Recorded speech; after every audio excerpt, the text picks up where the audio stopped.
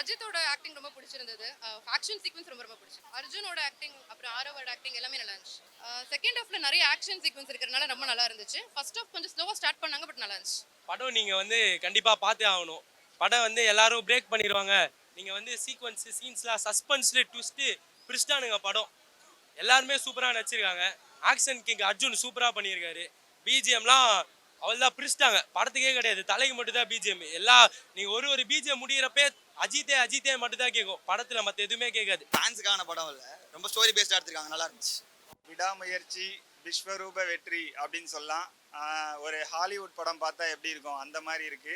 ஸ்டார்டிங்லேருந்து எண்டு வரைக்கும் ஃபர்ஸ்ட் ஹாஃபை விட செகண்ட் ஹாஃப் ரொம்ப ரொம்ப சூப்பராக இருக்குது. ஃபைட்லாம் ரொம்ப ரொம்ப சூப்பராக இருக்குது. அந்த கார் உள்ள ஒரு ஃபைட் ஒன்று வரும், அதுலேருந்து தான் படம் வேற லெவலுக்கே மாறிச்சு. ஃபர்ஸ்ட் ஹாஃப்லாம் அஜித் சாருக்கு உரிய படமா இது அப்படின்னு ஒரு டவுட்டாக இருக்க மாதிரி தான் இருந்துச்சு. அல்டிமேட் ஸ்டாரு அஜித்னு பேரு, அஜித்னு சொன்னா அதிருது பாரு, அஜித்துக்கு இருக்கு தனி வரலாறு, ஸ்டைலிஷான face, salt and pepper look, racing இல்ல மண்ண எங்களோட அண்ணன், ரேசிங் இல்ல மண்ண எங்களோட அண்ணன்.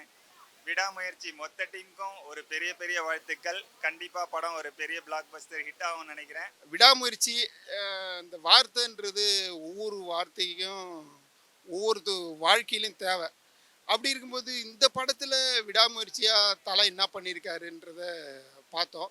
அவர் ஒரு இலக்கை வச்சுக்கிட்டு அதற்கான போராட்டங்கள்லாம் பண்ணி கரெக்டாக அந்த இதை கொண்டு போகிறது விதத்தை சிறப்பாக காட்டியிருக்காங்க.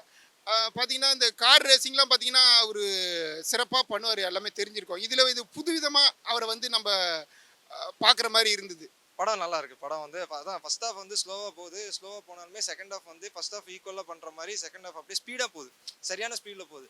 அப்பவுமே மாஸ் பில்டப்பு, மாஸ் சீக்வன்ஸு அதெல்லாம் தேவையில்லைன்னு நினைக்கிறேன் டேரக்டர். ஏன்னா ஆடியன்ஸ்க்கு என்ன தேவையோ அதை திருப்தி பண்ணிட்டாரு. கிளைமேக்ஸ் கனெக்ஷன் பண்ணிட்டாரு.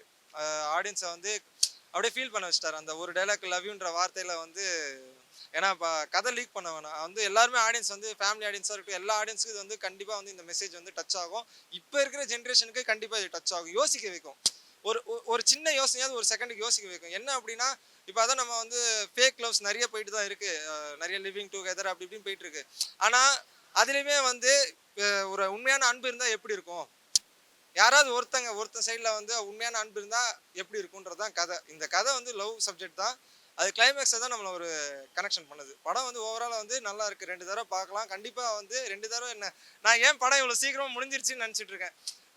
அந்த அளவுக்கு ஃபீல் கொடுத்துருச்சு. படம் ஸ்பீடாக முடிஞ்ச மாதிரி தான் இருந்துச்சு, லேட்டாக முடிகிற மாதிரி.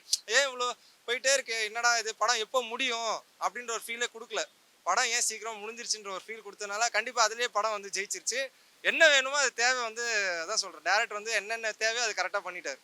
ஸோ 2 வருஷம் வெயிட் பண்ணதுக்கு இது ஒர்த்து, சரியான ட்ரீட் தான் ஆடியன்ஸ்க்கு எல்லாருக்கும். தேங்க்யூ.